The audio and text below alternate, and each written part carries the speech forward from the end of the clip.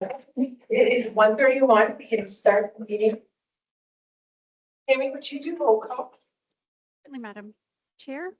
We'll begin the roll call with yourself, Michelle McNulty, City of Flagstaff, Here. Nate Reisner, Coconino County, not present, Ann Dunno, Mountain Line, Yes. Paul Mood, City of Flagstaff, Here. Jeff Bauman, City of Flagstaff, Good afternoon. Jess McNeely, Coconino County. Here. Thank you. Ruth Garcia, ADOT. Here. Thank you. For alternates, I will move on to MetroPlan staff, Executive Director Morley, Here. Planning Manager Wessel, not present. Business Manager Tammy Supovieco here. Mendia Gonzalez, Transportation Planner. Here. Kim Austin, Transportation Demand Manager. Here. Corey Cooper, not present. And Melanie Nagel, Montoya Fellow. Here. We also have two guests joining us today. We have Chris Fair from the City of Flagstaff here in the room with us. And online, we have Vamshi Yelasetti from Kettleson.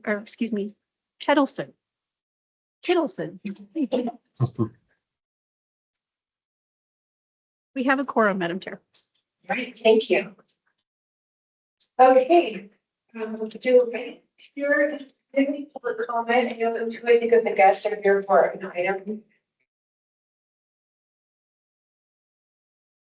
Do not have any members of the public here who've expressed an interest in public. Okay, thank you. So we will move on to the approval of the minutes of the special meeting on July 16th, 2025. Can I get a motion to move? To approve?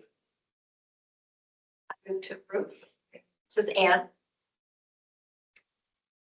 Any seconds? This is Jeff. I'll second. Any discussion? We're gonna, all those in favor? Aye. Aye. Opposed? The minutes are approved. And we have nothing on the consent agenda item. Reports. You'll find two reports in your staff packet on pages 9 through 21. We have our KPI report. And then pages 22, 24, the fiscal year 25 Q4 financial reports. Staff is prepared to provide a presentation if anybody wants one. Otherwise, we'll just ask you to look at what's in your packet. Not hearing any requests. All right, we're going to move on to action item 1, which is consideration and possible action to elect the TAC chair and vice chair. And Kate, because the vice chair is not here, do we need to this item? I don't think we should move this item because we don't have another meeting until after the first of the year. Okay. If the TAC will trust me that I have spoken to Nate and he has said that he is willing to move into the chair position. So I do have a commitment from Nate that that's something he would do. I trust you. Can I get a motion to, or I guess, is there any other interest, or he gets the first opportunity, so can I get a motion to approve Nate Reiser as the new chair of the MetroPlan Technical Advisory Committee?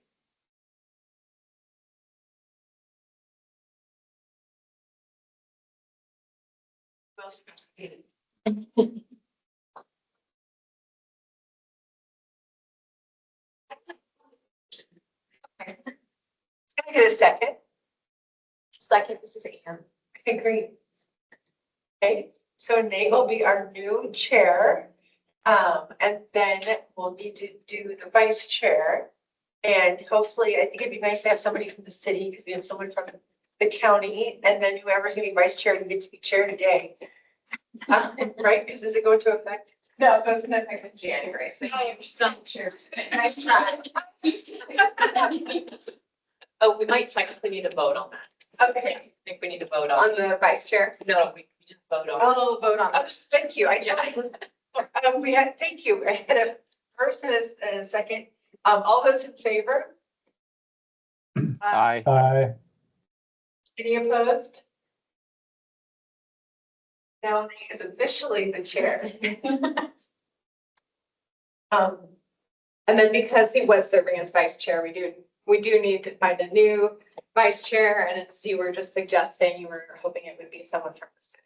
So that would leave Paul or Jeff as our city representatives. And the way the bylaws are set up is that it is ideal that a vice chair, someone who accepts being the vice chair, would move into the chair position. So there are no term limits. So go on. As long as somebody was willing. Gotcha.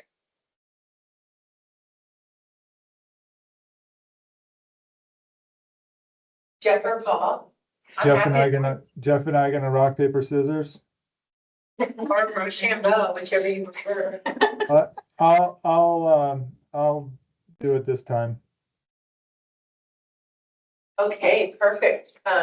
All those in favor of Paul Mood being our vice chair? Aye. Aye. Just a point of order, Madam Chair, could we call for a first and a second? Yes, I'm really messing this up. This is why I'm not being the chair anymore. Can I get a motion to move Paul Mood as the vice chair? Still move. This is Anne.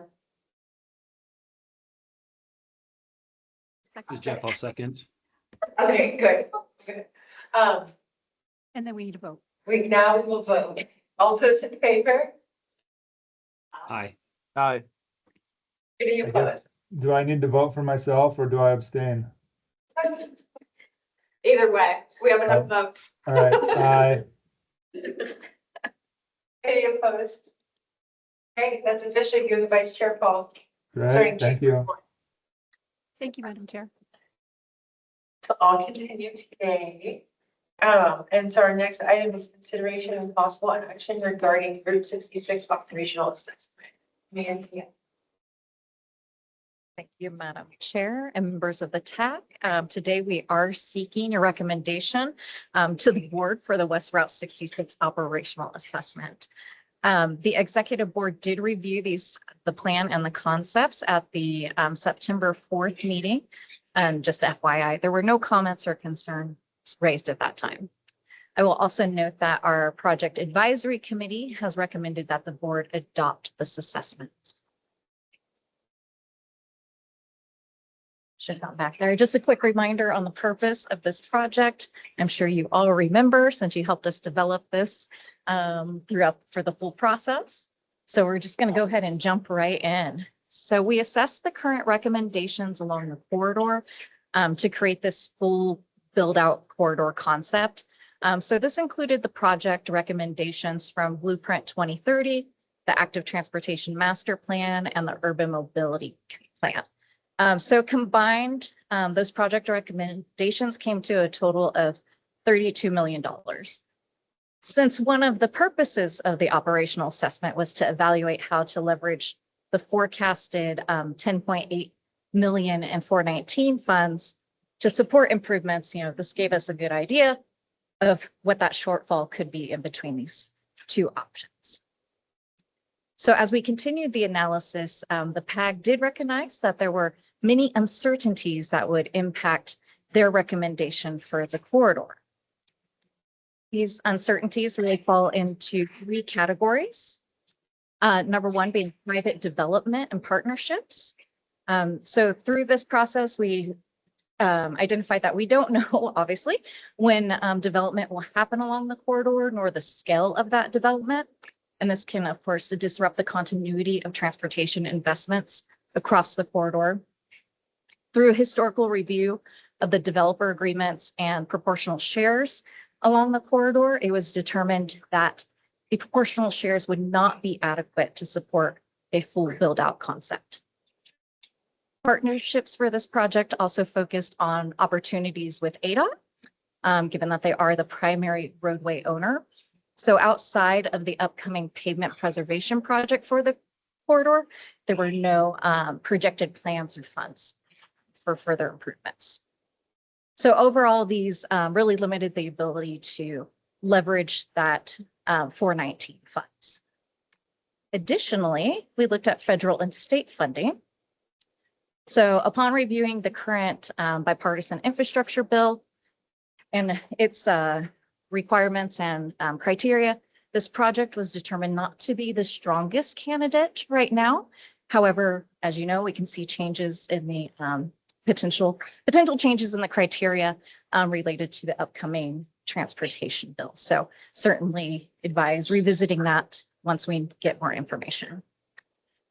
We also recognize that if this project were to become a priority for the city, it would require many internal conversations around not only the funding, but the prioritization of this project within the city's capital improvement program. And then lastly is operations and constructability. So while we analyzed the corridor through both modeling and micro simulation, it was determined that the intersections needed to be further assessed in terms of both their operations and to determine if there was a logical sequence or a priority to making intersection investments. And of course, with an emphasis on looking maybe a little bit deeper into the Milton and West Route 66 intersection, as that is the crux, unfortunately, of this corridor. And until that is fixed in some capacity, we will continue to see mine just blanked out right there. Congestion along the corridor. There we go. Lastly, as many of you know, there are grading and draining issues that exist. So of course, this can impact the ultimate design, the construction, and costs moving forward. All right. So with those uncertainties, the fiscally constrained recommendations were developed by the PAG, and this really allows for more immediate solutions that respond to the publicly identified needs and our current regional policies, while also being constrained within that forecasted funding. Some exciting news. As you see, we have a change in our price, overall cost. So we went ahead and updated this because we did not account originally for about $250,000 in lieu fees that are set aside for the corridor. But also there was a recent legislative appropriation of $1.9 million specific to the Woody Mountain intersection. So with that, we are now looking at a cost of approximately $9.5 million for these corridor improvements. And I'll recap these recommendations. No changes have been made since you've seen them last time, but I'm sure it's been a while. So the PAG is proposing 3 intersection improvements, signals at Woody Mountain, Railroad Springs, and Thompson. We're also supporting a beacon crossing at Northwestern per the active transportation master plan. Road widening between Railroad Springs and Thompson for continuity purposes, and an asphalt foots along the corridor that could eventually be transitioned to separated bike at a later time. So here's some more detail in the fiscally constrained cross sections. So all of these cross sections include the right of way for that segment. And of course, more details can be found in the final report. Although the foots is not shown here at the edge of the right of way, as we had talked about in the past, these cross sections do give you a sense of what's available to move around within that segment. And once again, just to reiterate that the fiscally constrained recommendation is very flexible. It's intended to be a transitional solution. It provides those immediate solutions for the community, and it allows for that future build out within the existing right of way. We also outlined the fiscally constrained budget to function as an a la carte menu, once again, allowing for more flexibility in decisions as they get made. So we understand that, with those uncertainties, that some elements of the recommendations may be preferred, especially if a leveraging opportunity presents itself. So the cost estimates are actually broken down by each of the segments for the recommended infrastructure improvement. All right, so moving the fiscally constrained recommendation forward, the PAG supports the following strategies to assist the city in gaining some certainty along the corridor. Of course, that's looking at the engineering and design, reviewing the balance for 419, and then potentially elevating this corridor as a regional priority. And MetroPlan will be evaluating the P2P nomination process in which West Route 66 is already listed. So there is an opportunity to really elevate this in our region as a priority. Additionally, as supported by the our TAC bill that was approved by the TAC previously, the inclusion of West Route 66 with an $18 million ask to support for the full build out was approved by the TAC to move forward. However, the RTAC bill has not been funded in its entirety in the past. So we view this as an educational opportunity to discuss the state-owned roadway.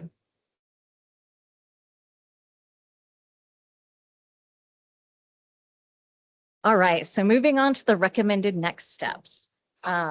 Obviously coming from our project advisory group again, to explore these short-term opportunities to potentially partner with or coordinate with ADOT on their pavement preservation project. This is already happening, so you know this is a little old, but it's going on, so that's great. Engineering division to discuss with council those short-term recommendations and outline those long-term corridor alternatives and funding sources. And if immediate action is desired by the city, we recommend pursuing an AZ SMART grant to conduct 30% design. This does entail the city obligating themselves to a federal grant in order to support that SMART grant application. And then I did want to recognize, and we'll be talking about it later, our Safe Streets Master Plan. The city could consider to defer the full corridor plan or, you know, other recommendations based on the outcomes of the Safe Streets Master Plan. All right, so I did want to put our process up there because I know it was terribly confusing for this, and my apologies. I do want to acknowledge the very unconventional review process. This had a lot to do with our timeline got shifted for this project, but also the meeting schedules between the executive board and the TAC and the process that we have to take. So I appreciate you all bearing with me through that awkward process. And of course, you know, this couldn't have been done without our project advisory group.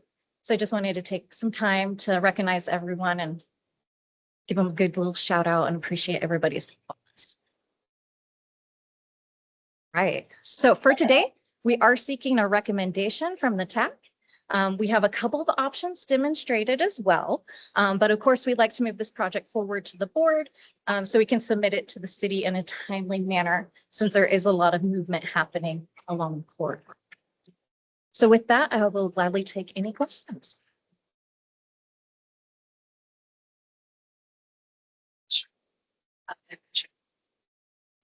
With the updated news about the CDS grant for the intersection at Woody Mountain, the 1.9 million or whatever. What is the timeline? I mean, that's a commitment. Is that correct? I guess I'm looking at Paul and that. What's What's the timeline to build that, to get that signal installed? Just love to hear a little bit more about that. Definitely been hearing about that in the field from folks talking about bus stops and just heard about it. So, yeah. I will pass that on to Paul and or Jeff. Yeah, Jeff and I both raised our hand. I'll let Jeff respond since he's been working on getting a proposal for the design. Thanks. Yeah, we are, let's see, we've got multiple things going on with this. We're chasing an IGA through the city process to get the funding transferred from the state to the city. But we're not, we have some float in our CIP, so we've actually started in on the design process while we're waiting for that funding to come through. So I've got a design proposal in hand. I'm working with ADOT on some details of that design, and then we'll just jump right into design. Probably could be as early as next month, sometime in October. And then depending on the type of construction, we may be getting started really quickly on the signal design, or we may be waiting on the typical 6-month lead time for signal parts these days. So either way, it's moving as quickly as we possibly can. I can answer any more detailed questions if you like, but I don't want to spend too much time here if you don't need the details. So it sounds like construction might be next year of it, potentially. For sure. Yeah, for sure. Thank you. Yeah, what Jeff was kind of alluding to, if we do a temporary span wire signal, it'd be much faster. If we have to go, if ADOT requires like a regular traffic signal with poles and mast arms, it'll take a lot longer just because of the lead time for those. Thank you. Any other questions online? I have a clarification question from where you say that the recommending that the board will adopt the plan. Really, the adoption process is just accepting that the plan is complete. Correct. It doesn't obligate any of these actions. It just says we acknowledge and we accept this plan, and Pier City go forward with recommendations. Correct. You are correct. This is just for MetroPlan's process. And then it will be, yes, handed over to the city and may choose to do with it what you will.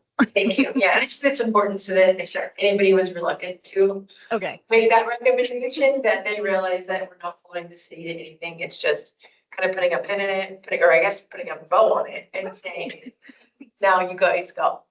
Thanks.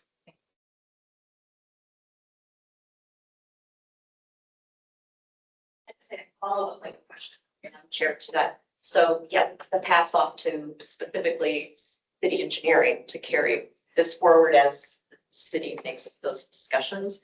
Is there a way to just kind of make sure MetroPlan, TAC, I guess, and board are kept apprised of that process? So when things come up with council and or transportation committee or whatever the process is that's public, that would be nice to be kept as to those conversations.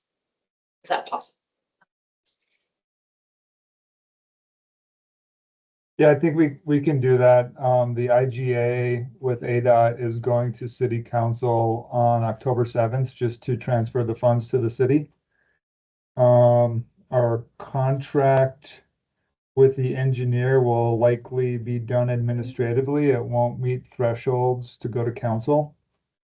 But yeah, once we get going on design, we can keep the group informed of which route we're going, whether it be a temporary signal or more of the permanent type signal. And I think I was actually speaking about the operational assessment and the recommendations on what may the city do with this information, make decisions with the Prop 419 funds. Are you going to plus up funds? Are you going to do some a la carte items in the next years? Or is there a deferred decision to push it out for the big 32 million? Just really tracking that bigger picture development of, approach to improvements in the corridor from a funding, standpoint. Just, yeah, I think that's what I was speaking for. Okay, sorry, I misunderstood. The city's 10 or 11 million dollars of funding in Prop 419 is spread out over many years. So when we go through our 5-year CIP update this fall, winter, spring with council, I'm sure council will have a big discussion on West Route 66. We'll have to look at kind of where the money falls, what we can advance, what's kind of the priorities, the biggest bang for the buck. We also have the developer of the state land piece on Woody Mountain Road coming in right now. So they're going to be doing a TIA shortly. So we don't know what type of improvements they may or may not be required to do or provide funding to the city. But yeah, we'll be looking at this during our capital project 5-year plan update. Thank you. All right, I'm a planner in the process. I'm so sorry.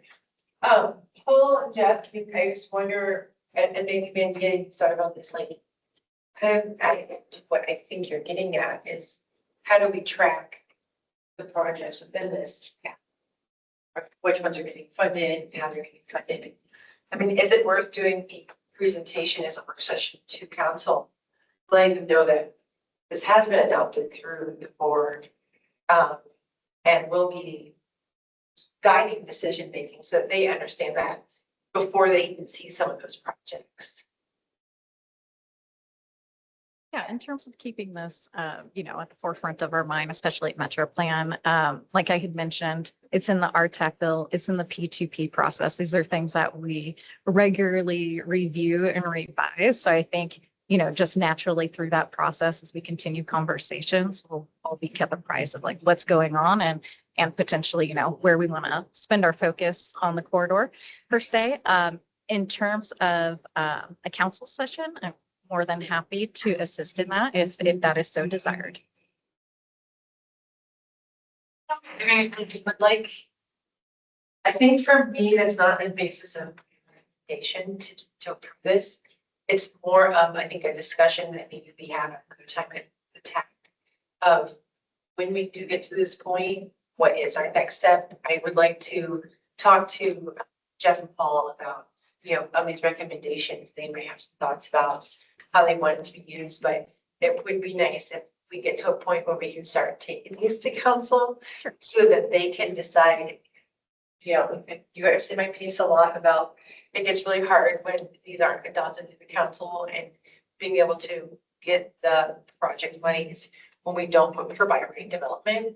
But I also am seeing this specific plan being huge in conversations that we're talking about with that Woody Mountain development, where they are so overwhelmed by what the TIA might show. And I more want to just say that as a kudos to the team for creating this, because it's actually giving us something to kind of point to and say, hey, we've already identified that maybe this is one of the measures is contributing to one of these outcomes. So I'm seeing it becoming a really good tool. So please take my comments as a positive. We can definitely have a TAC discussion at our next meeting about just that role of continuing plans. Please. Yeah, I know we have a big meeting today. I must be hungry because I said. All right, any other questions, comments?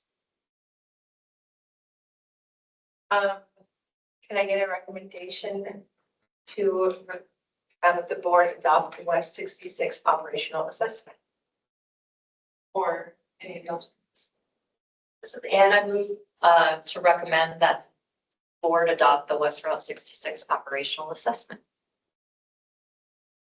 I will second that. Thank you all. All those in favor? Aye. Any opposed? Okay. Passes. Thank you all. Okay, consideration and possible action regarding the Vulnerable Road User Safety Action Plan. Andy. Thank you again. Yes, it's the Mandia show again. This will not be the last time you see me up here. All right. So it has been a while since we've done a project update on our Vulnerable Road User Safety Action Plan, and a lot of progress has been made since then. But before I jump in, I just wanted to post some of the reminders on the purpose of this VRU safety plan. And yes, I will say VRU from here on out. So the VRU plan, its policies and implementation are directed at MetroPlan. That's really to meet our values, and in no way will this plan limit or mandate our partner agencies to comply with the strategies and implementation here. However, we do hope that the VRU plan is a helpful tool in understanding not only the impacts of the crashes on our regional roadways, but to better prioritize VRUs in all of our capital improvement projects. So here's an overview of the full document. For today, I'm just going to present on chapters 2, 4, and 5. The other topics were previously covered. So we're just going to jump right into chapter 2, which is our policies and strategies. These policies were developed to support MetroPlan's Vision Zero commitment and keep MetroPlan accountable for achieving our goal to reduce serious injuries and fatalities on the regional roadway system by 40% by the year 2045. We came to these policies through data analysis, public outreach, identifying our action areas, and then, of course, our Vision Zero resolution. And at the September 4th executive board meeting, we did have a focused conversation on the policies and the associated strategies, which we'll dive in here deeper in just a second, but there were no immediate concerns during that meeting. So just as a reminder, we started this policy discussion back in February at our annual advance, where we identified policies as various groups that we would support in order to prioritize safety. Those were later brought to the board, very high level, and then narrowed down and approved to move those forward. And of course, as mentioned, these have all helped us meet our vision or establish our Vision Zero commitment. So through the advance and then the direction from our board, we have developed 10 policies. I'm just going to leave them up here for a second for you all to review, but I can read them out loud if anybody would like that.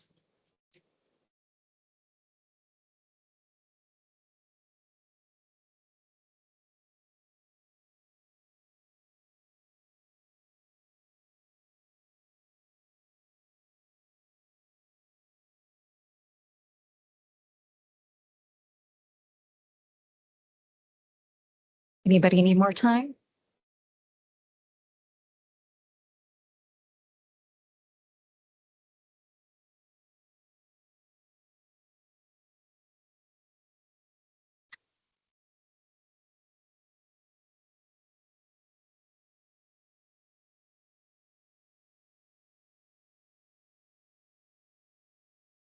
If everyone is okay, I will go ahead and move on. But actually, before I do, are there any questions about the policies? And I will state, we will get to the strategies in the implementation section in a bit. So don't worry, you'll get more information. All right. Well, I'm going to move on to project recommendations now.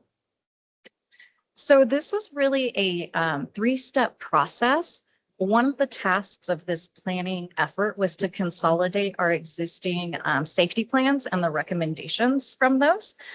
So we reviewed 7 plans, identified 64 distinct projects, and then brought in the Active Transportation Master Plan's Priority 1 projects.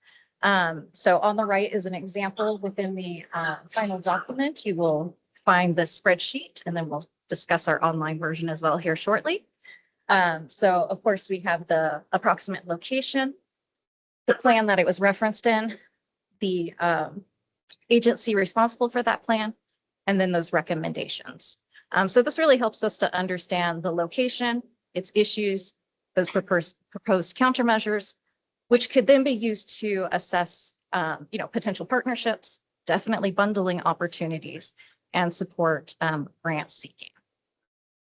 And just as a quick note, we are not proposing any new recommended project recommendations. This is just refining the many recommendations that we already have. So as I said, the first step was consolidating these plan recommendations. Then we mapped them out.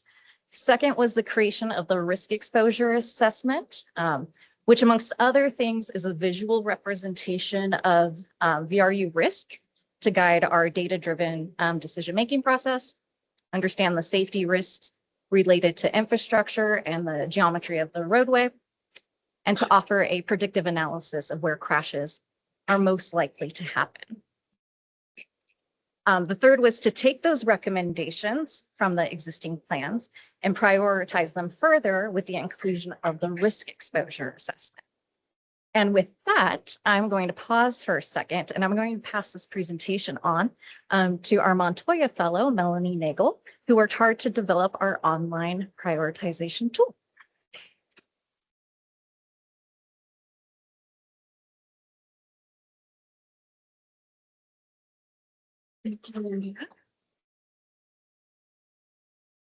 So for this project, we conducted 2 types of spatial analysis, depending on the type of project, points and segments. And I'll be talking about the points first, which is what you're currently viewing on the screen. So we began with 427 point-based safety projects. That includes those 62 original as well as the integrated ATMP first priority projects. And we mapped these in ArcGIS and then spatially joined with the previously mentioned REA data to output an associated risk. To better determine risk of points with intersecting conflicting scores, we created a buffer of 100 feet and summed all the REA values within this buffer to relate to each point to then calculate risk. These scores range from 0 to 44. And then of those previously generated scores for each point, we then average the total risk within clusters. And these clusters are 660 feet in diameter or 1/8 of a mile exactly. And then we were able to better understand the number of projects in this given area reflected in these cluster circles. The size is the number of projects, and the color gradient relates to the higher or greater risk associated within each cluster. And if you are curious, so we do have the top 3 clusters on the screen here. And those are our highest scoring intersections or point projects that we identified. And we found that clustering helps identify potential opportunity zones or point hotspots in which these locations where safety needs may be concentrated and where multiple improvements have the potential to be bundled, like Montana mentioned. I will give you guys time for questions or comments, but I'll be moving on right now to discuss the segments. So this is our second type of analysis that we focused on of the segment-based safety projects. So these included 136 total projects from the original plans, as well as integrated with the ATMP, similarly to our points. And these represent corridor improvements that have been spatially joined to the REA scores.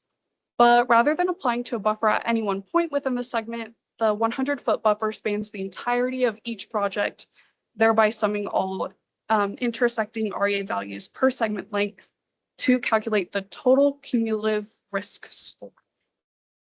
And these total scores range from 0 to 658. So a lot higher than our previously, or with our points, our highest was 44. And we found these just naturally tend to be higher than the point-based scores due to the increased geographic coverage of each segment. We're talking miles for some of these lines. And similar to the previous map shown, the projects are also color-coded, with these higher scores indicating corridors with more extensive or prominent roadway risk factors. And the top 3 scoring segments are also shown on the screen.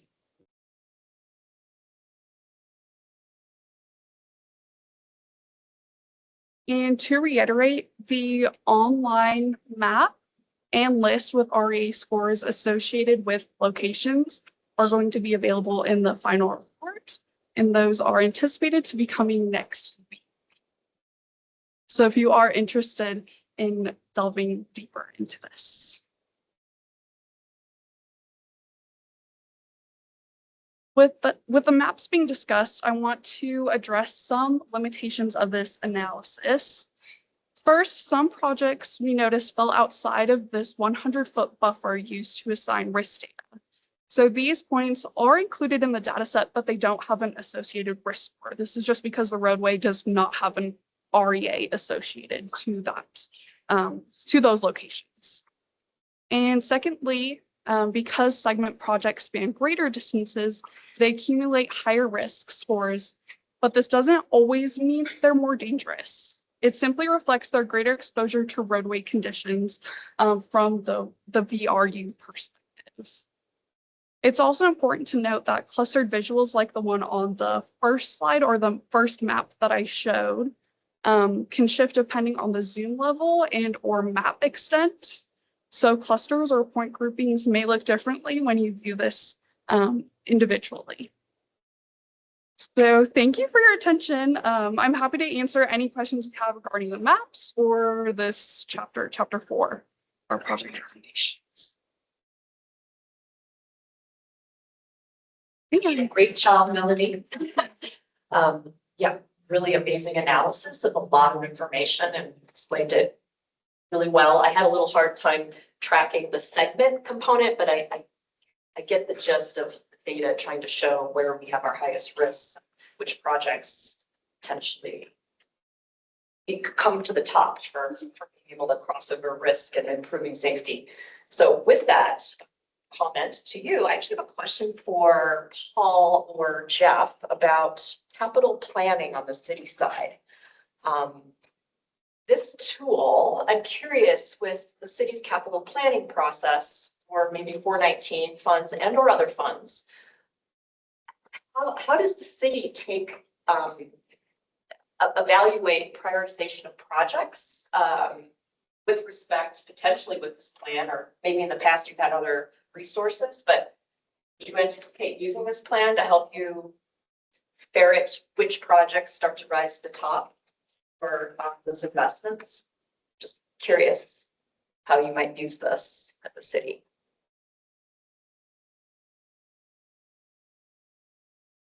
Yeah, I can answer that. We do use the different plans that have been done over the years to help prioritize projects. Then we also look at every year available funding. We lay them out in the 5-year plan, and then we go to council to present that 5-year plan of what city staff thinks the priorities are, and then the city council might move projects around a little bit.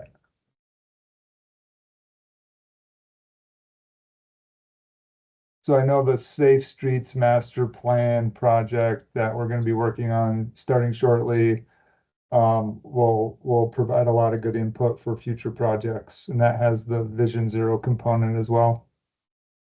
So that's where the crossover of this plan helps support a safe the master plan.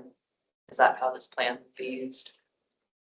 Just trying to understand how plans are used as a tool, but to achieve outcomes, that's all. Ultimately, we're going to take all the safety plans and bring them together. So we have one source document that has all of our policies and projects and prioritized, projects within that list. So I'm sure that obviously we haven't jumped into the Safe Streets Master Plan quite yet. At least I haven't, as much as some other folks in the room have. But I'm sure there's an opportunity to bring these two together to something. Here. Hand it back over to you. Thank you, Melanie. All right, so jumping into implementation, this is where we go back to our policies and strategies here. Let's see. I do want to just talk through these real quick. Kind of have 3 distinct areas when we're talking about implementation. We're looking at our resources for our safety programs. This is really focusing on leveraging our federal grants, specifically the Safe Streets and Roads for All and the HSIP and TA programs. We also obviously need to pursue these grants to maintain some of our staff and programs that we currently have, such as our Safe Routes to School coordinator, our transportation demand manager. We use funds for data collection as well. And then of course, those behavioral change and education campaigns. When you look through this document, we are looking at implementation on a time frame from 1 to 5 years. We have developed 30 strategies over those 5 years, so we'll dig just a bit deeper in that in a sec. And then in terms of capital improvement projects, MetroPlan's role is to advocate and encourage our partner agencies to prioritize these projects with the vulnerable road users in mind, hopefully using our new tools to assist in that discussion. Okay. So we wanted to go ahead and of those 30 strategies, really look at, well, what are we currently? So this is a very general snapshot of our current safety strategies. We wanted to acknowledge that MetroPlan is already conducting several of these. However, the adoption of the VRU Safety Action Plan will solidify our commitment and continue these programs to meet our Vision Zero goals. And I'm not going to go through 30 of these, so they are in the document if you like to take a peak. But we have over the 5 years, in year one, we have 13 strategies, and these will continue to reduce over time.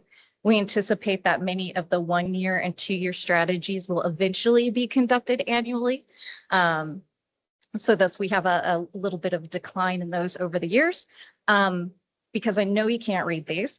These strategies really focus on what MetroPlan can implement. So data collection, programming, grant seeking, and providing partner support. And if you have the link handy, it's on page 87.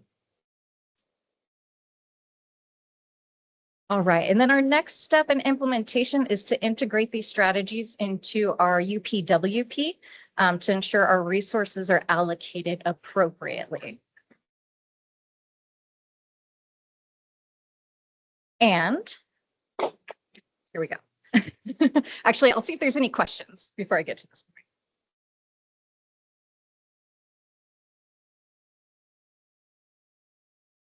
All right. So we are aware that you have not been updated in a while, and I have not had and haven't had time to sufficiently review the final document that was sent to you. So similar to West Route 66, we ended up having those scheduling conflicts. So with that, we do offer the following recommendation and alternatives should the TAC like to discuss these further. If you are looking at the alternatives, I just want to note that the reason for the timelines in there is to meet our schedule with FHWA and submitting the final product. So with that, I'll leave it to y'all for discussion.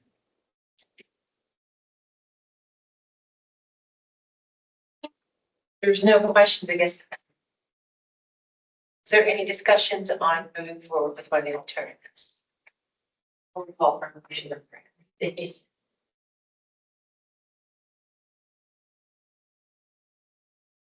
Would you like me to go through them real quick? Yeah. Okay. Yeah. Okay, sorry. Let me I get. wasn't clear. No, Not a problem. Right, so of course, it'd be ideal, if possible, if you're comfortable, for the TAC to recommend that the board adopt the Vulnerable Road Users Safety Action Plan. Our two alternatives, number one is to take no action today. The TAC can choose to hold a special meeting to approve the VRU plan before the November 6th executive board meeting. The second alternative is to take no action, but the TAC can review the VRU plan and provide any comments before October 15th with the express permission to continue with the adoption process in November, pending any major feedback. then similar to the West 66 operation assessment, adopting this to the board is really just saying it's complete. And then I guess, or does it have any other? It is MetroPlan specific, so we do need them to adopt it because it is a policy-based document. So that way we can move forward with implementation. If I make sure, the policies that are directed at MetroPlan actions versus directing what we would do for other partners, being early feedback we received was that nobody wanted the policies to be heavy-handed on our partners. So they're really about us having committees or sharing data, those kinds of policy recommendations. The other reason I'll just tell you, like, why are we trying to rush this a little bit is our grant agreement requires the project is done by December. There is the opportunity to attempt to amend that. However, with the state of the federal government, we would prefer to just meet the deadline. Thank you for that.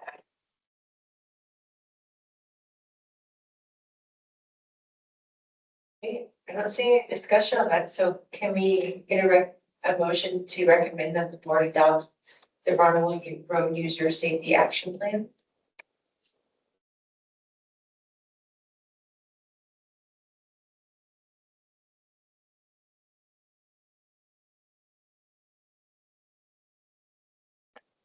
Yeah, I just kind of going back to discussion, I guess I would defer to my city colleagues on the TAC to consider making the recommendation because I feel like it's really more, it falls back into your realm as city agency.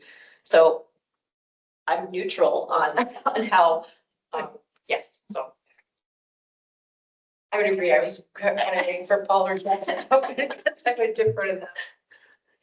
Well, Michelle, can you read the recommended motion again?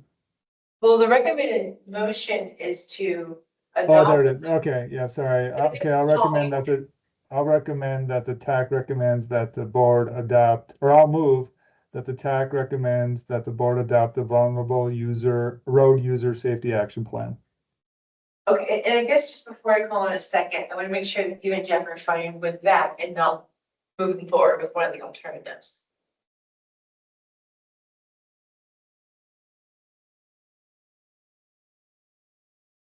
But if we're good approving it today, I think you're gonna get big smiles in this room. Yeah, I'm good with this. Yeah. Knowing that we're not quite done, that's fine. Okay. Jeff, when I call it, we call it a second, you just second that motion then? Sure, I can second it. Thanks. All those in favor? Aye. Any opposed? That is approved. Thank you all.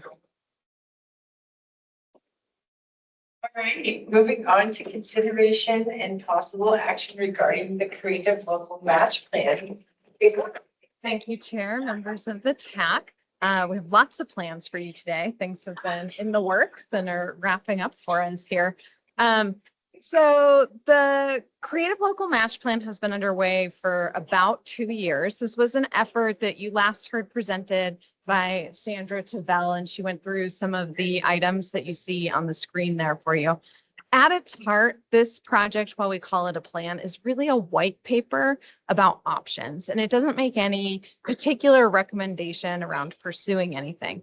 This is a 5305E transit planning grant related project, and it was done in collaboration with Mountain Line with the purpose of looking at ways that they could increase revenue generation for them or transit agencies around the state. So it looked at the options that you see on the screen in front of you, and it reviewed them for the legal framework, their ability to generate revenue, public acceptance, and then how hard are the implementation steps, such as, do we have to change the Constitution of Arizona? A very hard implementation step. So the intent of this, as I said, is really for MetroPlan, it's a white paper to give to Mountain Line and to ASTA, the Association of Transit, the Arizona Transit Association, and then to present at conferences so that communities around Arizona are aware. Our recommendation is really to just accept this as a plan because it's really just a white paper versus some of the other things that we've done. So it doesn't commit us to any action. And really, as you see those 10 options on the screen in front of you, it's really just what would you have to do to pursue those particular actions. So with that, that's my brief presentation on the topic, and I'm happy to answer any questions.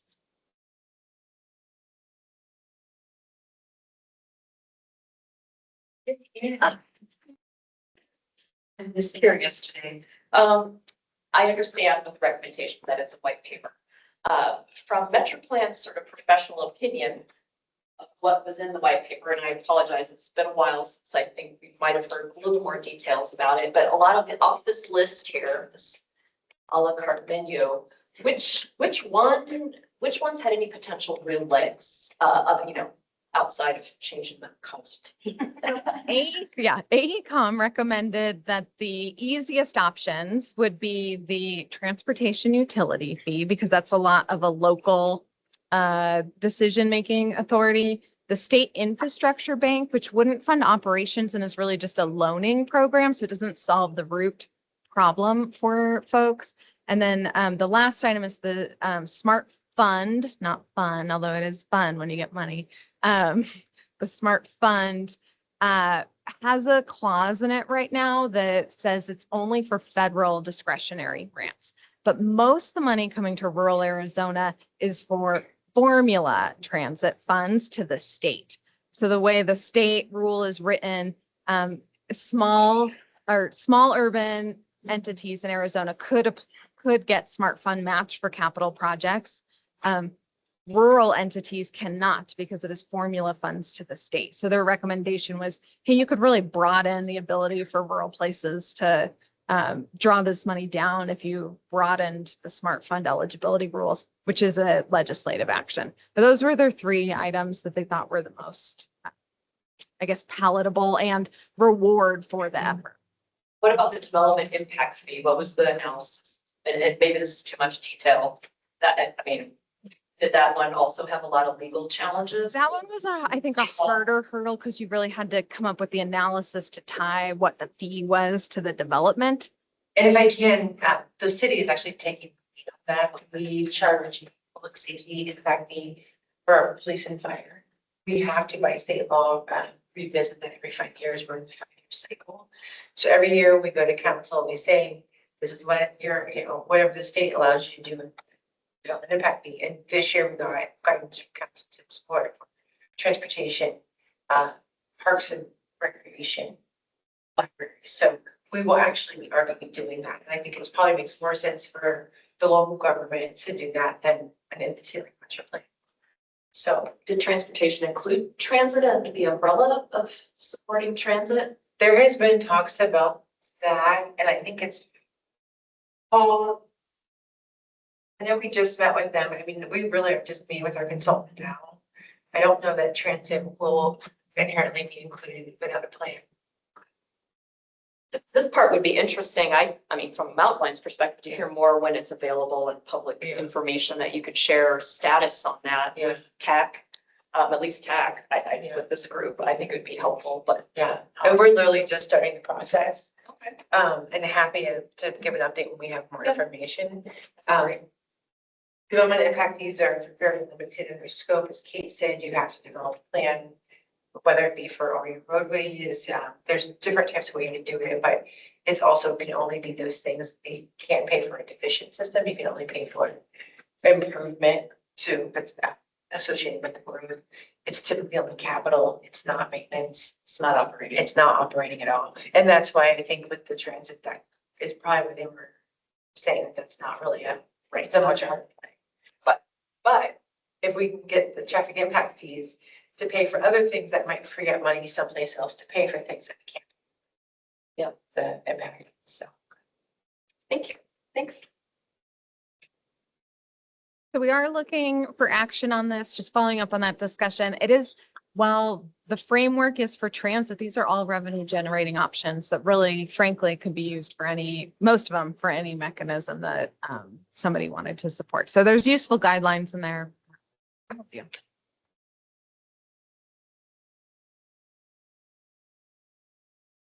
see any questions or comments online, give them 2 seconds.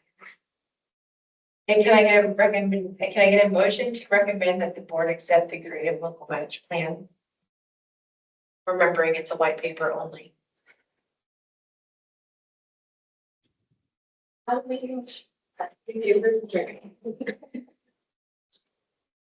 I get a second?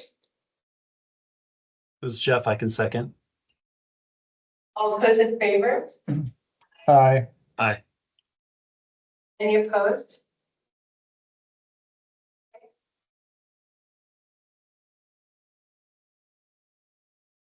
We are on to item 5, consideration and possible action regarding the legislative agenda. Kate. Thank you. So this is one of the big reasons we do the TAC meeting at this time of year, so the TAC has the opportunity to review the legislative agenda. A couple quick comments on it before I jump into details. I did attach last year's in your packet for you so you could reference what changed and what stayed the same. And you will see it is much simplified from last year. I think a lesson learned is we have a small contract with a state lobbyist and we have a limited staff team here. And when we go down to the Capitol, which only happens a couple times a year, we need to be really focused in what we're talking about. We can't have too many priorities. So we really tried to cull the list and make it a much simpler and streamlined legislative agenda while ensuring that we've met the most important topics. We do have a state lobbyist. We do not have a federal lobbyist. We use other organizations to fulfill some of that role. So RTAC, the Rural Transportation Advocacy Council representing rural Arizona. AMPO is the Association of MPOs, and NARC is the National Association of Regional Councils. They are looking at the federal agenda and actively advocating for the interests of organizations such as MetroPlan or our members in those conversations. And then we use a little bit of our member fees, or actually a significant portion of our member fees, to support the lobbyists. So at the state level, we are suggesting that always, until we solve the fundamental problem about the gas tax hasn't been raised since, I think, 1990, that there's insufficient transportation funding, and that has to be our key message down at the Capitol. While we're working on that long-term solution, we have a couple shorter-term opportunities. One is to recapitalize the Arizona Smart Fund. Our entities have been really excellent beneficiaries of that. I think we've gotten $14 million in this region out of the Smart Fund. And we would like to see more money in that bucket for the whole state, but also so that we can continue to pursue those matching funds. The RTAC bill is another priority for us. So the board did vote to approve West 66 and US 180 upon the tax recommendation as the projects in that. So we're starting to work through that. And then finally, just to educate legislators on the need to ensure that they're funding ADOT adequately to be able to partner with us in the way that we ask them to partner with us, and that their staff aren't overwhelmed, the projects can be delivered in a timely fashion.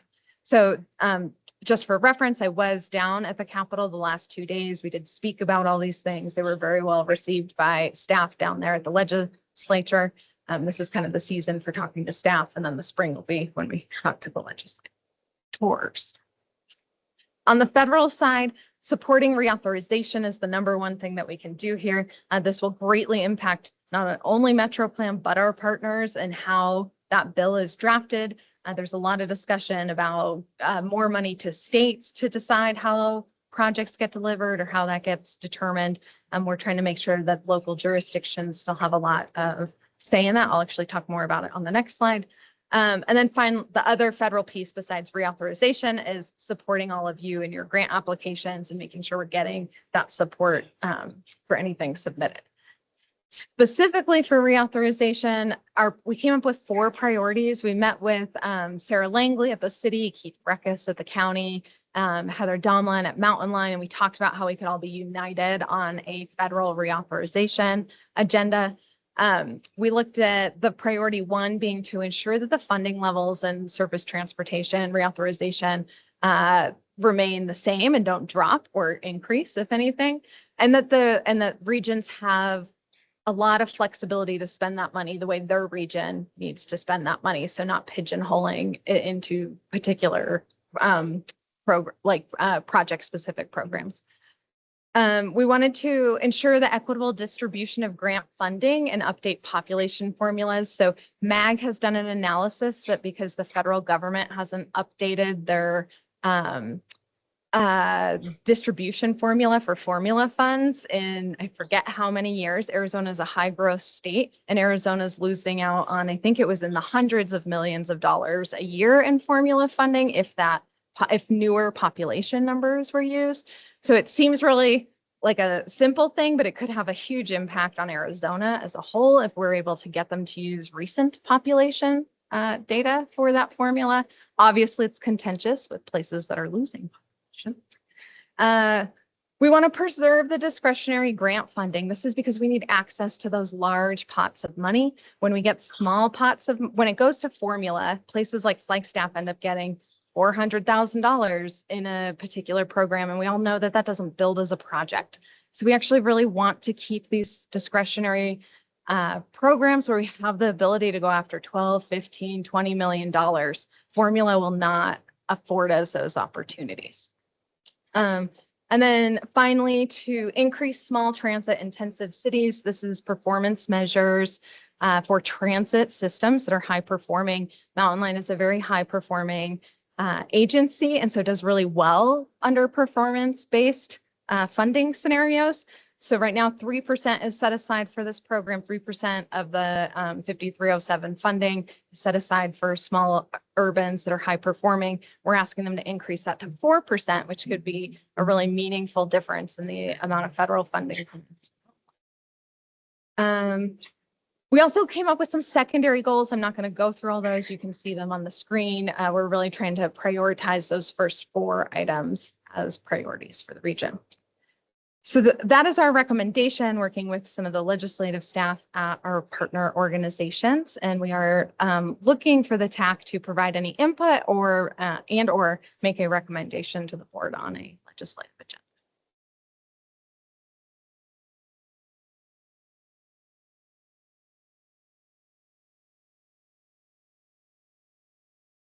Any questions or comments?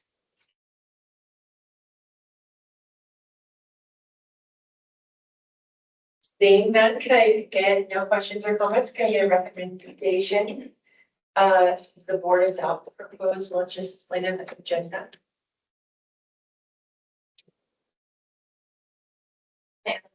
Motion to recommend the board legislative agenda. Here. And would anybody online like to second? Or? I- Thank you, Jeff. Okay. All in favor? Aye. Any opposed? Aye. Thank you, Jess. Any opposed? Okay, that passes. All right, our next item, consideration and possible action regarding the transportation improvement program adoption schedule. All righty, it is that time again to update our transportation improvement program fiscal years 27 through 31. Just as a reminder, the transportation improvement program is a legally required multi-year plan that lists our upcoming transportation projects that are receiving federal funds or requiring federal action. So today we've demonstrated the proposed schedule for this update.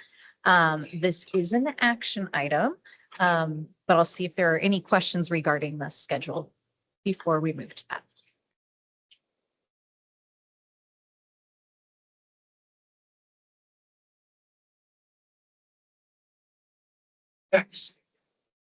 Online. That's just. Any questions or comments on the adoption schedule?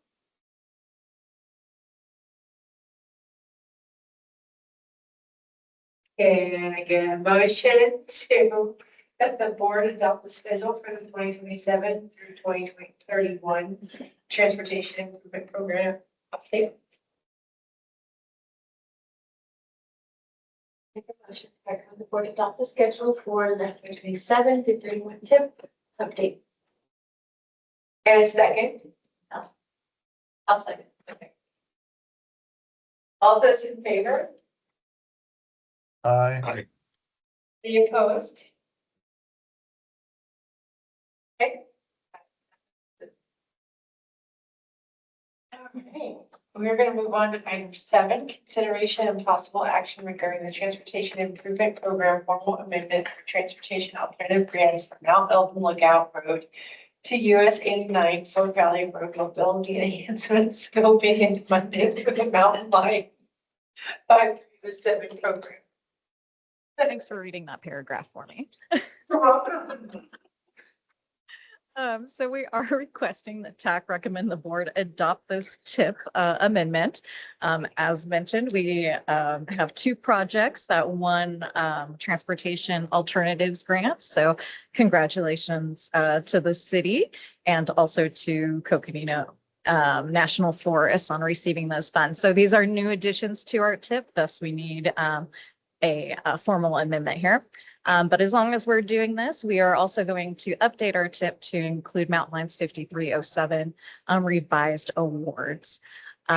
So with that, I will move to the very long recommendation here. So Michelle can read it again. Okay, I have such a respect for Stacey Salzberg, even more than I already did. Can I get a motion for the board that the to recommend the board amend the tip to include projects from Mount Elton Lookout Road to US 89, Fort Valley Road mobility enhancements and funding for the Mountain Line 5307. So moved. Thank you, Paul. Can we get a second? So seconded? Yeah. All those in favor? Aye. Aye. Any opposed? That passes. Thank you. Thank you. And that is all of our public hearing items. And so now we move on to discussion. I should say action items. Now we'll go on to discussion items. We have Safe Streets Master Plan update from our friend Chris. Thank you, Chair. Good afternoon, members of the TAC. My name is Chris Fair, and I'm a transportation planner with the City of Flagstaff. I'm also a co-project manager for the Safe Streets Master Plan project, alongside Dave Wessel of MetroPlan and Mandia Gonzalez. Here today to provide some inputs on, or some updates on the Safe Streets Master Plan, and ultimately looking for input on our proposed working groups from the TAC.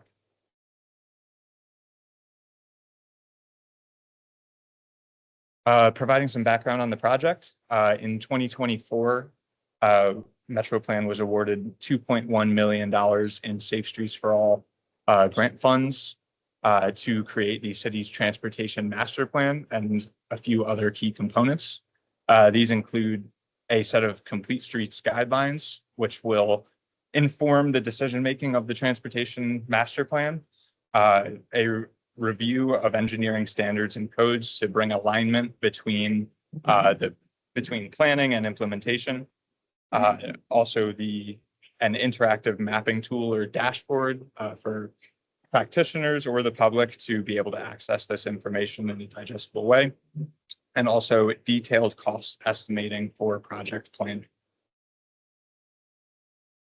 So project status, we've been rolling on this for about 11 months. And yeah, which is, we've come a long way in the last 11 months. Related to scoping, we began with 30 plus stakeholder interviews to develop our draft scope, and then formed an interagency scoping team between the city and MetroPlan, also Mountain Line and the county.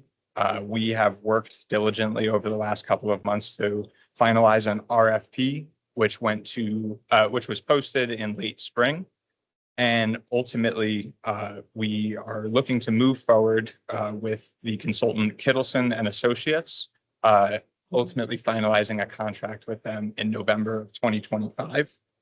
At this time, I would like to introduce Vamshi Yelisetti to introduce himself and to provide information on the proposed working groups. Thank you, Chris. Can you guys hear me okay? Yep. Yes. Chair, TAC members, thank you for having me here today. I'm Vamshi Yelisetti. I'm with Kittleson Associates. I'm the proposed project manager for the Safe Streets Master Plan. First of all, I sincerely want to thank you all for having the trust in Kittleson Associates. We are super excited to be partnering with you on this really cool one-of-a-kind project that you only get to do once in a lifetime. That you tend to do transportation master plans, but this is all inclusive. Taking it from master plan, complete streets, plus also updating all the policies, guidelines, standards as well. So again, really cool project, and we really appreciate you having the trust in Kittleson and Associates. With that said, building on what Chris had mentioned, there's two key groups that we will be engaging throughout the transportation master plan and the complete streets development. So the first one is the stakeholder advisory group, and then the second one is the complete streets task force. I'll provide a brief purpose and talk a little bit about each of the group and how we engage with each group. And also, we'd like your feedback at this time on who you think would be good candidates to participate in each of these groups. Next slide. So the first one is the Stakeholder Advisory Committee. So in this one, again, the purpose of this is this will, in addition to the Project Oversight Committee, this will be, this will include a group that's bigger than the Project Oversight Committee that typically includes members from community-based organizations. It includes Chamber of Commerce, school districts, public health, police, fire. So the reason for really having this group is to seek on the ground, feedback on what are some of the multimodal needs in the community, and then what project ideas do they have, and then where they think policies are lacking and where they think policies should be. So getting real community perspectives and not just relying on the technical team is what really this advisory group is going to help with. So we'll be meeting with this particular group at regular milestones. So every time we have a key deliverable coming up, we'll plan to meet with this group to review the findings and also seek feedback from them. And the goal is to make sure that this group is diverse enough that we get all viewpoints accommodated and heard as part of this process. As I mentioned, some of the ones that we typically include in this group are community organizations, Chamber of Commerce, the business groups, schools, public health, police, and fire. We also would like the TAC to be attending these advisory committee meetings whenever you can. So this, in addition to us providing you regular TAC meeting updates, this will be more interactive where you'll have work sessions and workshops that we'll be working with this group, and we'd like the TAC to be attending these groups. So we hear your perspectives as well on how we should proceed and how we're doing. With that, we'd like to ask you all, in addition to some of the groups that I mentioned there, who do you think we should include as part of the Stakeholder Advisory Committee?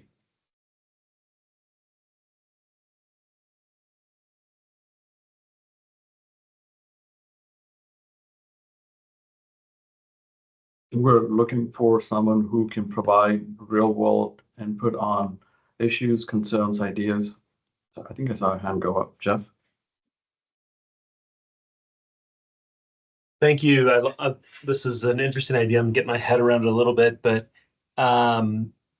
the potential participants, you list chamber kind of generally, and I would maybe I look for support from Paul and Michelle, but I think some specific focus on the development community, unless you have that in another group.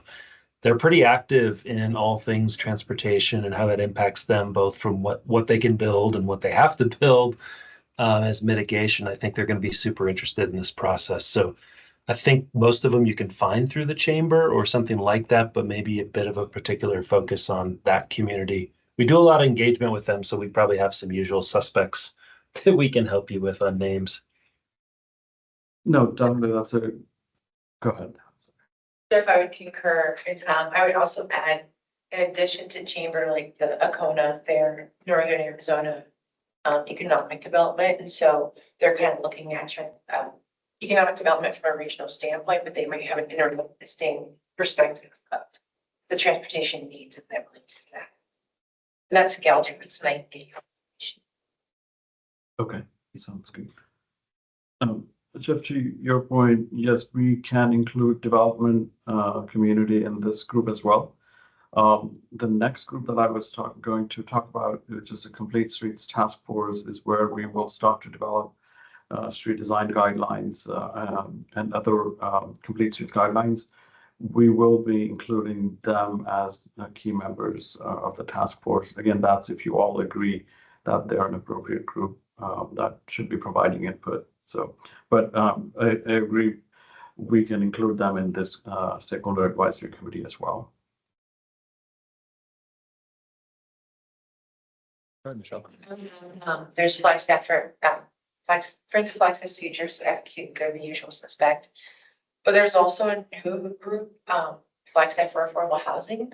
Their executive director is Tyler Dunham, and they've been teaming a lot with strong towns as well as F cubed, and I think they can bring an interesting perspective to kind of similar in the vein of the cost implications to affordable housing. Thank you. I think I heard something. I didn't hear the full name of it. Did you say Flagstaff housing? So, Flagstaff for affordable housing, oh, Flagstaff for affordable housing. Okay. and that's how I'm doing. Yeah. Yes. Definitely, that's a good group to include as well. So. Anyone else? Sorry, I stepped out. Sorry, we do this. I stepped out. So did you already have like the bicycle advisory committee and like, is that more of you giving, are they gonna be incorporated because you're going to advisory boards? Yeah, those folks will be the community-based organizations. So will the bike ped groups will be part of will come under community organizations. Yeah.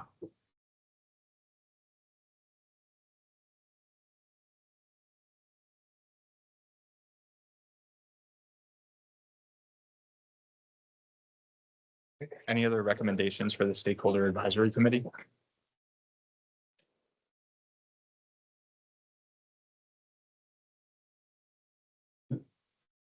So the next group that I'll be talking about is the Complete Streets Task Force.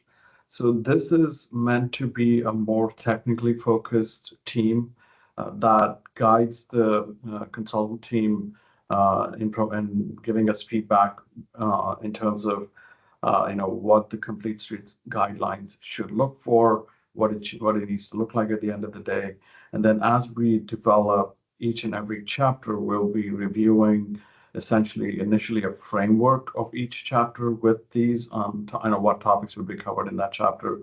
And then once the framework's developed and we get buy-in, then we'll provide our initial drafts to this particular group before it gets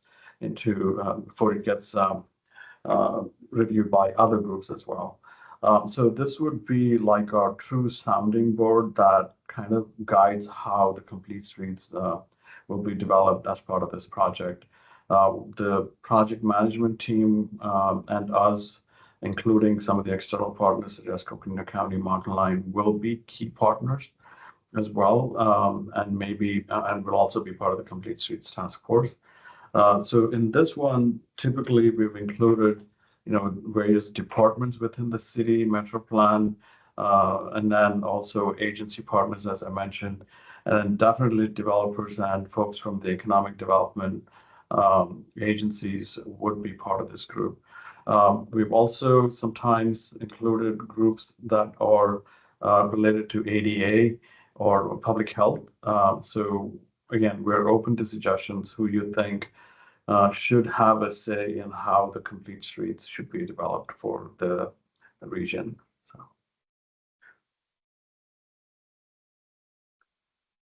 So this group meets bi-monthly. So every other month, we plan to meet with this group as long as the task 5, which is the Complete Streets development, is ongoing.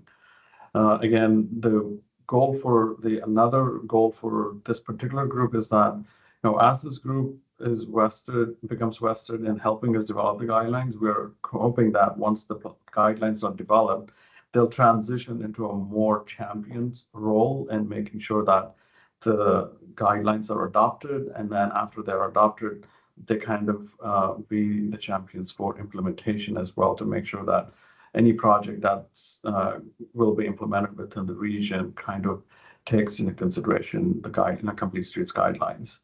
Again, as part of the TAC, we will be providing regular updates to you on how this Complete Streets task is progressing.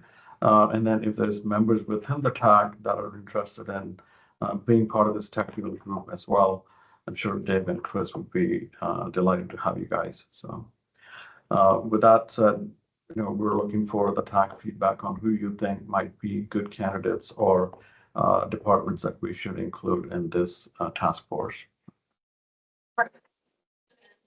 In addition to developers, which I see you as potential, really the supporting consultants to developers are typically the civil engineers, at least for the public street infrastructure. So I recommend trying to find some volunteers from our local civil engineering community.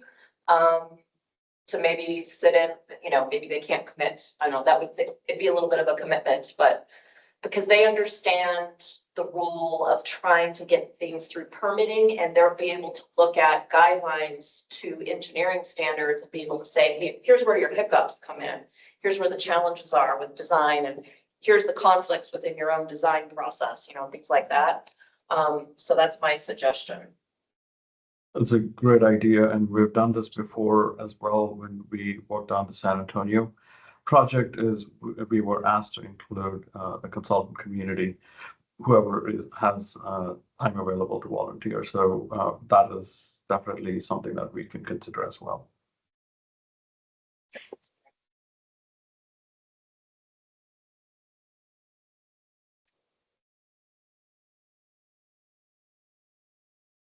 I think under city departments, if it wasn't thought of, pros, they often have to maintain the landscape, and sometimes they have to maintain some of the street pedestrian that are public works, and we're definitely very pros to this conversation.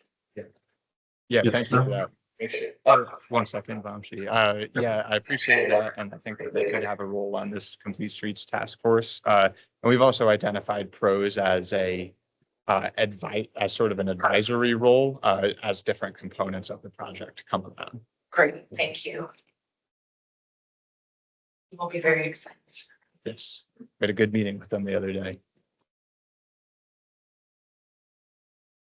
Currently, the city's commission on inclusionary and adaptive living is on hiatus. I would recommend that you reach out to Stacy Salzberg though and ask her when they'll be coming back online. They would be the appropriate party from an ADA and advocates group. And then there's also because she's the staff liaison for them. And then there's barrier-free flag staff. They probably should have a role, and I think you should probably think about that. They are very active. I think you guys would be fine. At least Jeff or Bill might be. Thank you for that, Michelle.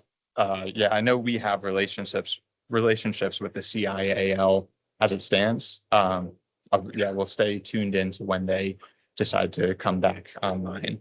Yeah, I think it's 6 months that just started, but check with Stacy just to make sure. Okay. If she knows that this is starting, she may want to call it back to order soon.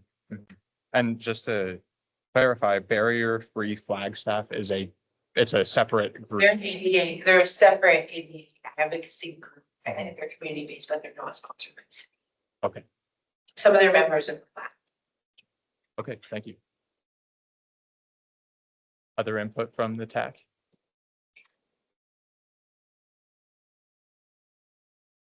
Great. Vamshi, anything else on your end? No, thank you, members of the TAC. We're really looking forward to working with you all. Go ahead, Michelle. I think just in noticing that Jeff had to step off to go to Planning and Zoning Commission, you should follow with them to make sure that the county doesn't have some of the similar groups that they might be aware of, and if we're just not considering it, we don't. Sure. Yeah. So make sure that, yeah, I understand Jess had to step off as well. So we'll coordinate with him and Nate as well. Thanks.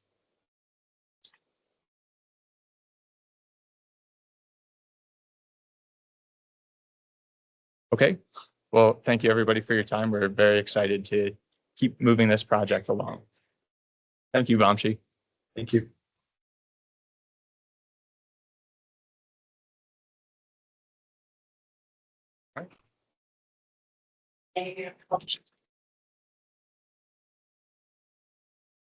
Thank you, Chris.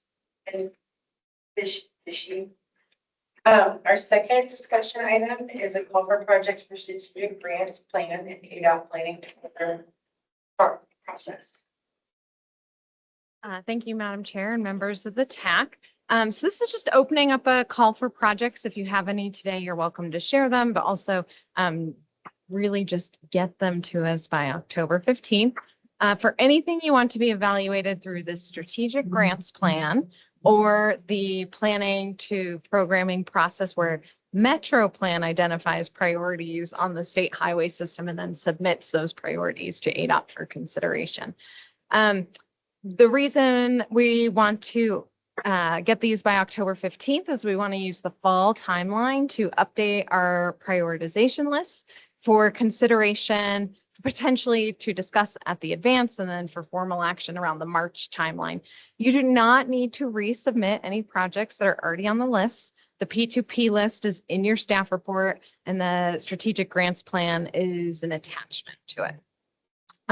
Just real briefly as a reminder as to what these things are, the strategic grants plan is our 3-year look ahead at what grants we're going to apply for in the coming years.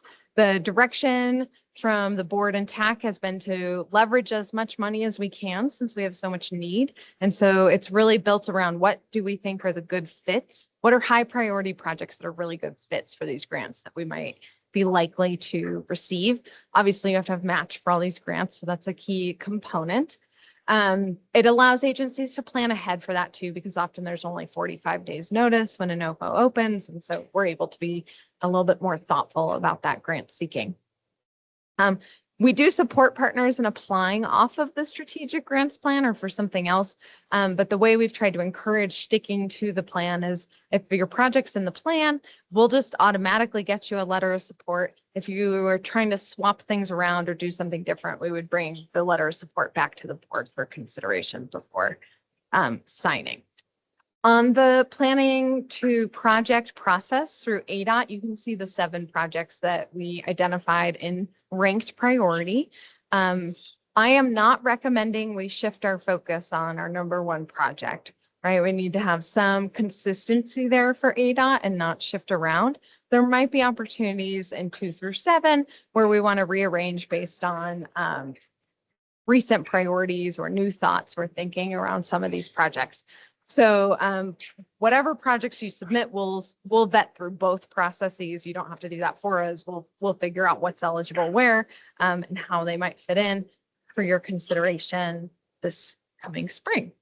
Oh, I think that little note is a holdover. I'll get rid of that. So it's just a discussion item. You're welcome to share anything at this point or just email me.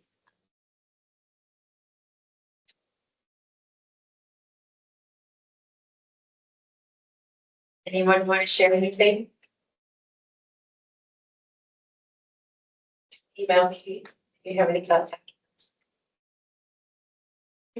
Next agenda item, carbon reduction program expenditures, project prioritization. Okay, so this is a project that we are looking for some TAC input on. If you go back to our budget process this spring, which I'm sure you all have just memorized, it was riveting. We made a change in our budget fairly last minute between the May draft and the June board adopted version, which was to obligate as much of the carbon reduction program funds as we could to ensure that the funding would not be lost if program priorities changed and it wasn't funded any longer. So ADOT allows you to loan money to future years. We had been doing this to support some ongoing tasks over our 5-year budget plan. In learning that if the program went away and we had loaned carbon reduction program funds forward and then it didn't exist anymore, we would not get that money back.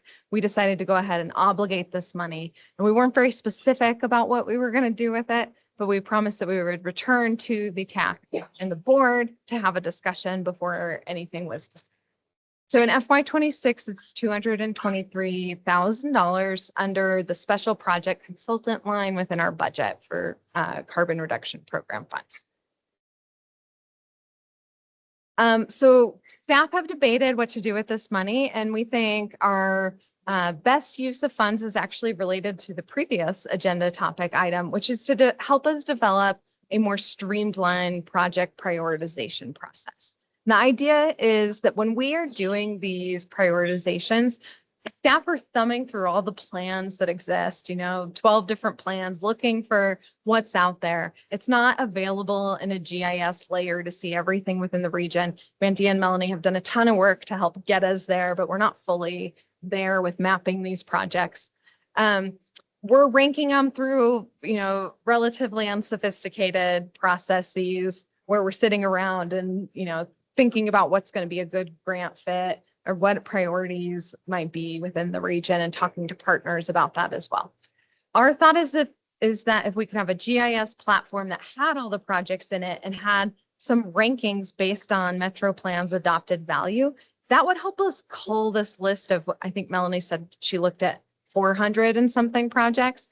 We might be able to cull this list to maybe the best 10 or 15 projects for the ADOT P2P process just through the GIS platform, and then bring that to TAC and board to discuss, rather than having staff spend months sifting through these things behind the scenes trying to figure it out. So it's really a streamlining of the processes that we are already doing. We're just doing them by hand and with our limited resources.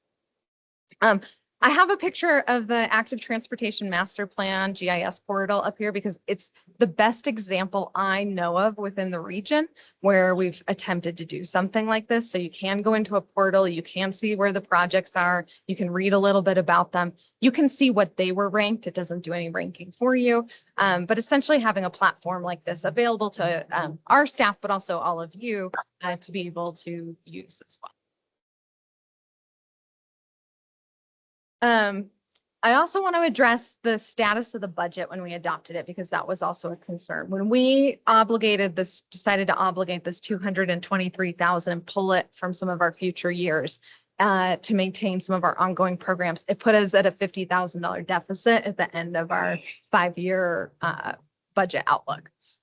So my point of this slide is really that we've had the vacant grants planner position for 6 months now, and that has resolved our $50,000 deficit already. So I'm feeling very good about where our budgetary outlook is at the end of 5 years by going ahead and spending this carbon reduction program funding. Additionally, at this point in time, I don't have a recommendation that we rehire that position. And part of that is because the grants have really changed since we brought that position on board. When we brought that position on board, IIJA was just getting off the ground. We were not doing a lot of grant seeking within the region, and that dynamic is totally different now 3 years later, right? We're back to trying to say like, well, hold on, you're applying for that, this person's applying for that. We need to have a conversation around it rather than nobody going after these funds. The county is hiring consultants to write grants for them right now. The city has been doing that as well. And really, MetroPlan hasn't written a grant for the partners in the last year. So I think there's other ways that we could spend a full-time staff person resource if we want to have that, or save that budget so that we can hire consultants for unique tasks for us more often. When we have that position filled, it really limits our capacity to do anything else with our budget. We have no consultant resource ability when we hire that position. When it is vacant, there's the ability to do things like hire a consultant to help us with this planning process with that funding instead. So it allows us, whereas when you hire one person, you get a unique set of skill sets that person's going to be good at. The ability to hire a consultant does allow us to pull in different skill sets as needed for different things. Maybe we need cost estimating at a particular point in time. Maybe we need GIS skills, just the ability to be a little bit more varied in the things that we're doing. Big picture, I'm giving you a lot of background on that because there were a lot of questions from the board on that related to this topic. We did share this idea with the board and they were supportive of it. So my recommendation is we proceed with this for now. It does not preclude us from deciding we want to hire another position in the future, because that 6 months vacancy has already resolved our problem, even with spending this money. And we really have the capacity to still think about what we want in the future. This does not tie our hands. I will tell you during happenings, so I'll just tell you now that I am looking at updating our strategic plan this year, our 3-year strategic work plan at our advance.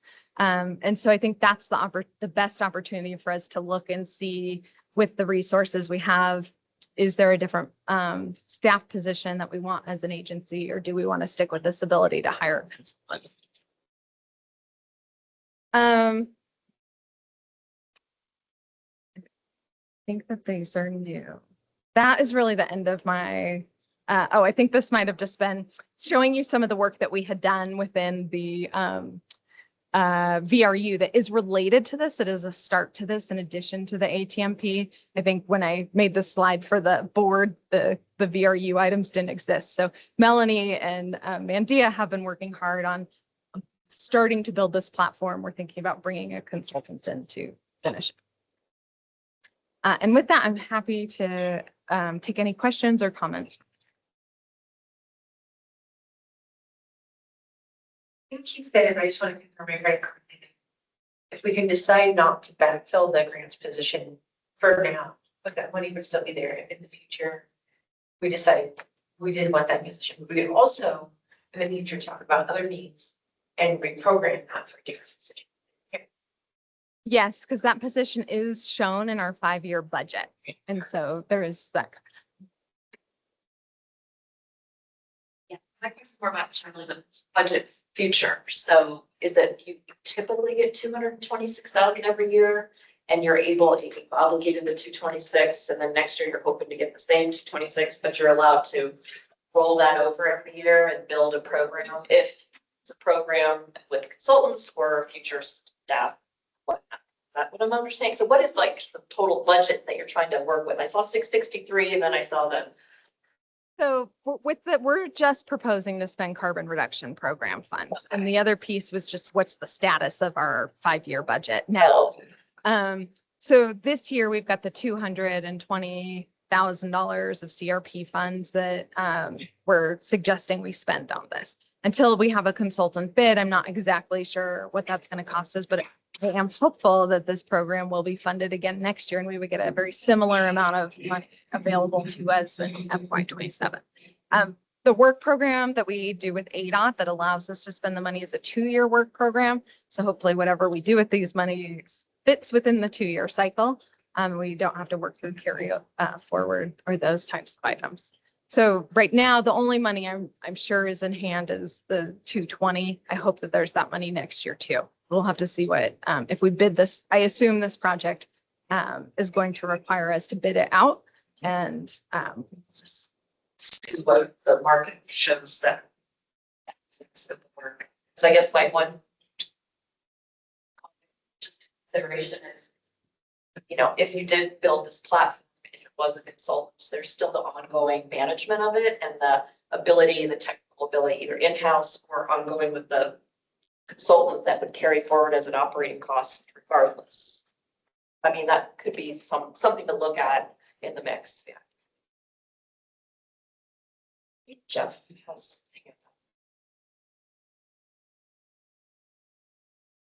Oh, sorry, Jeff.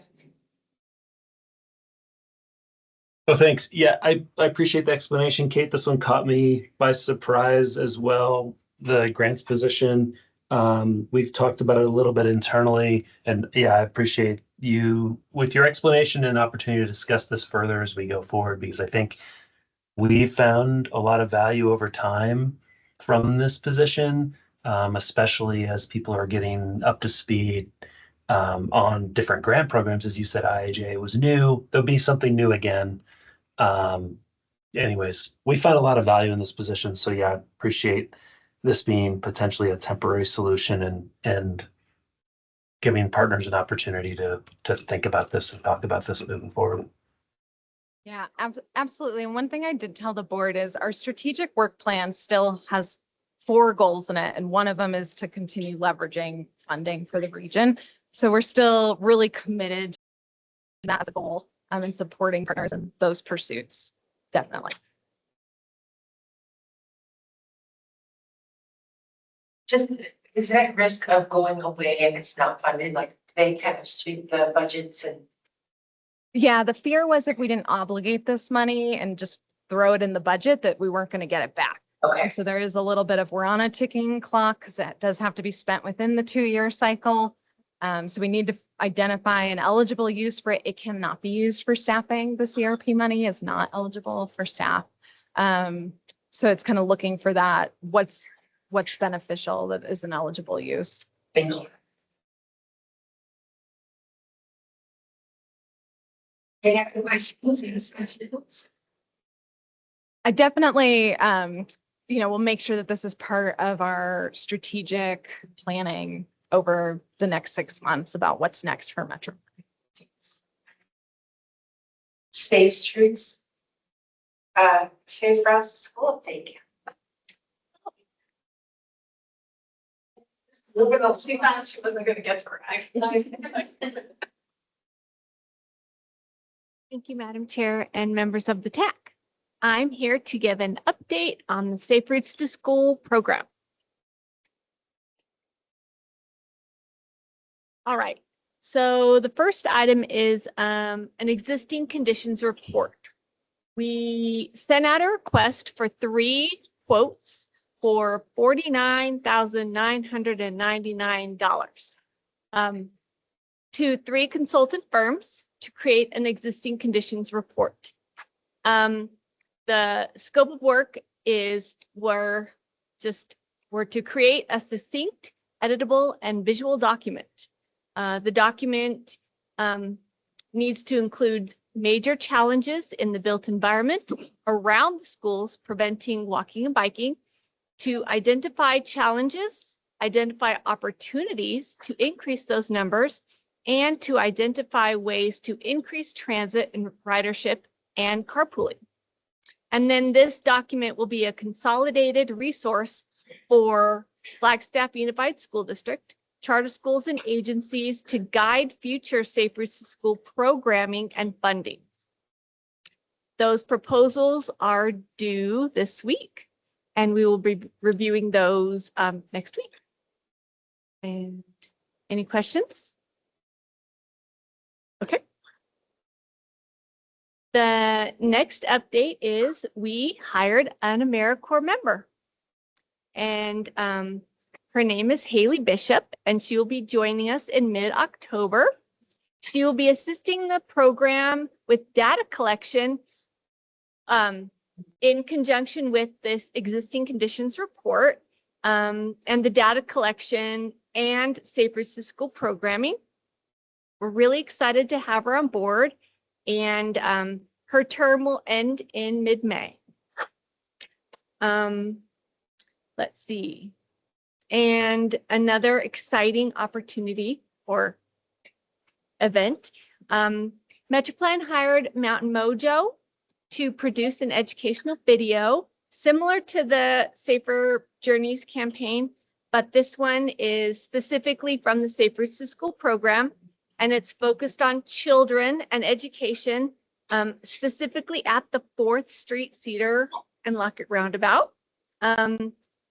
We received feedback from the local school principals, and they voiced concerns about student safety and the potential for confusion due to their unfamiliarity with navigating roundabouts and the RRFB crossings. And so once the content is finished, we will give them the schools and students, and they'll be able to educate their students. And hopefully, and it's going to have the British flair. Don't worry, it'll still be there. We'll also put it on social media and on our website and all the things. So we just finished that last Friday, and they contained students. Okay. Yeah. Oh, they were in it. We partnered with Puente and Pine Forest. All right. And then the last thing, last Saturday. Well, happy Roundabout Awareness Week, everyone. Yeah. So there's Tammy. Tammy and I created that conceptual chalk roundabout. Can't you see it? That is the 4th Street roundabout. Anyway, so we were out there and we were discussing roundabouts, and we were having kids walk around roundabouts, and we were talking to parents about roundabouts, and you can never start kids too early about how great roundabouts are. And actually parents, we got a lot of really great feedback from it. So, anyway, that is, I believe, yep, that's all I have to give. Any questions? I have a question, but it's not about what you just presented. It's about the Cheshire. Yes. How's that holding up? Well, it's holding up well, as far as I know. We completed our grant, and it was a 1-year grant, and we finished the 1 year and we documented it. And so from there, it looks to be holding up well. I think really it's because nobody's driving over it, Which is a good thing. which is a good thing. I know a lot of artwork in crosswalks tends to go away because people are driving over it. So I think that's one benefit. So I think that's probably one of the reasons. We'll see what, I mean, we didn't have, much rain, or snow last year. So let's see what happens this year. I don't know. Because I was thinking about, you're talking, I was wondering if you're going to Yeah, I'm still really proud of it. I'd like to do more, but yeah. Yeah. Thank you. Thank you all. Okay, thanks, Eric. Discussion item 5, MetroPlan plan.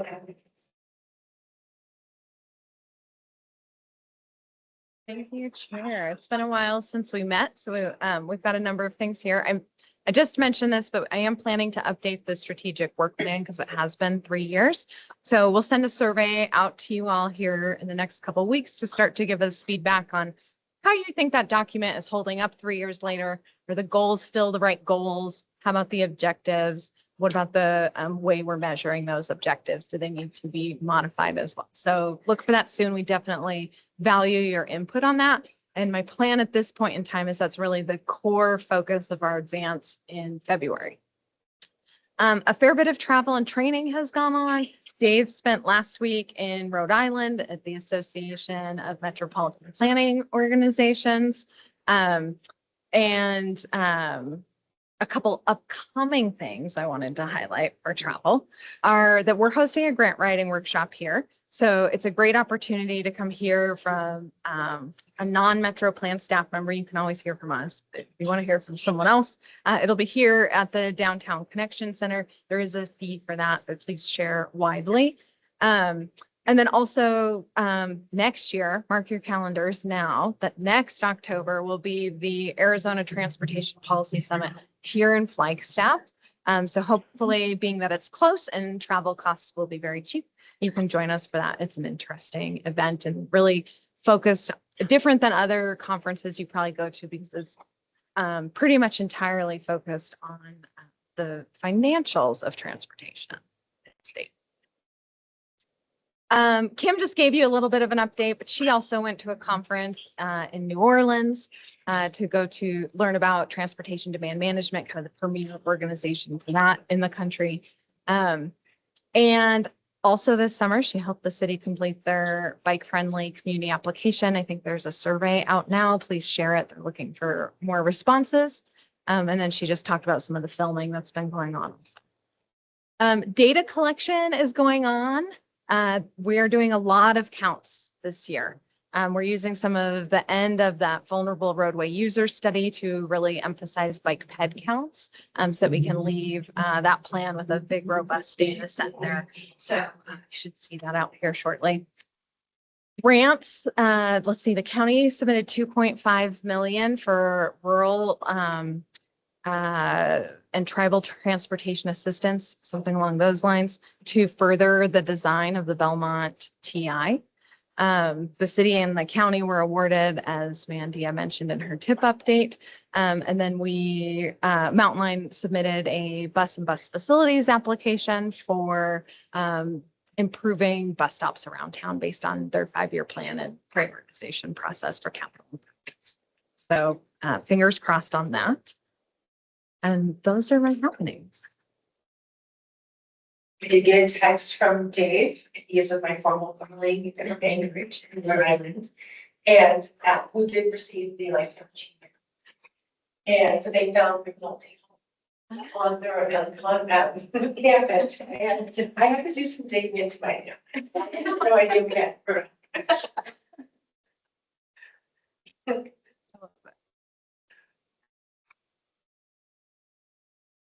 Any questions or comments? Other random things that we want to shout at you? Thank you for the update.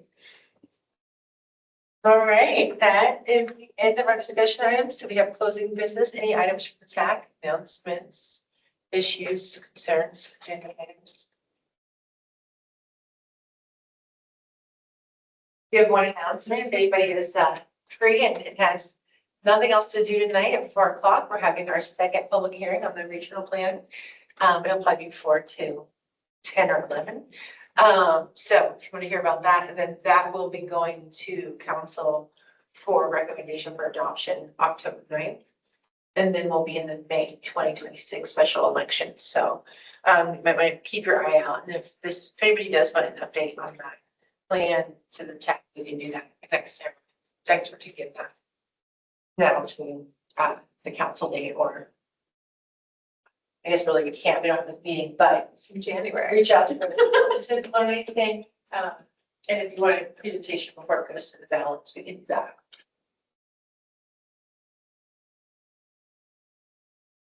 Anything else? All right, our next scheduled technical advisory committee meeting is January 28th, 2026. My goodness. And then we have our annual strategic advance, February 4th, 2026. So it'll be a while before we see each other. All right. With that, we're adjourned at 3:27. Thank you. Thank you for serving as the chair. Yes, thank you. And sorry for being a little preoccupied in the meeting. There was a lot.